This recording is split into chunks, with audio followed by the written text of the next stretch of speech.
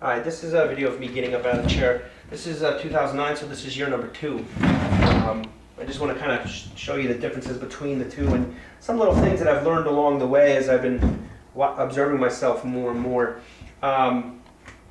Getting down, obviously, I can't just sit straight down or I'll just plop down. So, I came up with a different style. Basically, it's turning the hand in.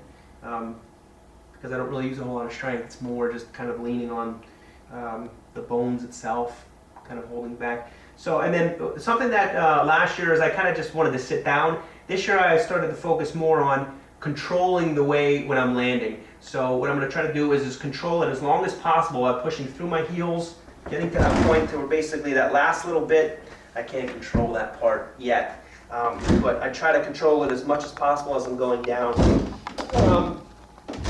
Getting up, basically, is this whole movement, like I said, is exactly the same way as last year of getting up. And so that's a good thing because I'm obviously still able to do that.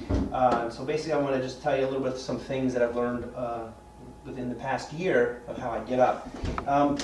Basically, when I'm getting to this position, I try to, as much as possible, instead of just hurrying up to get up because I don't want other people to notice me, is that this whole getting from the seated position to here, I try to push through my legs as much as possible. My legs are very weak.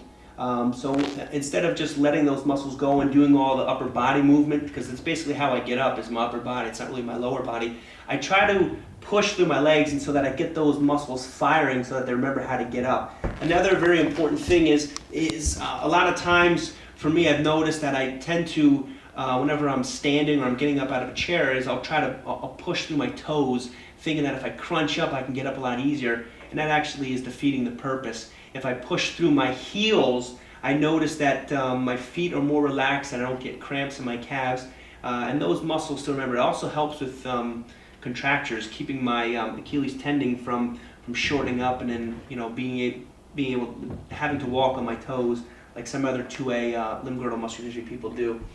So from this position here, again, I try to really focus on pushing through the heels, making sure my hand doesn't slip on the surface. That's why I blow into it. And basically just walk my way up. And the whole time I'm doing this, I'm trying to make sure as well that I'm pushing through those heels of my feet. Because a lot of it is just taking weight off of my feet, my legs, because my legs are so weak, so my upper body's doing a lot of the work. So I want to try to keep that lower body still intact by pushing through those heels and keeping it active. Then I get up on my fingertips, basically to get a little bit higher. And then here it's just a little bit of a swinging motion, and then getting up. Again, it's very important in the walking and getting up out of a chair and stuff to make sure, for me, that I'm pushing through the heels of my feet so that I don't lose those muscles in my legs to basically get up. So that's how I get up out of a chair.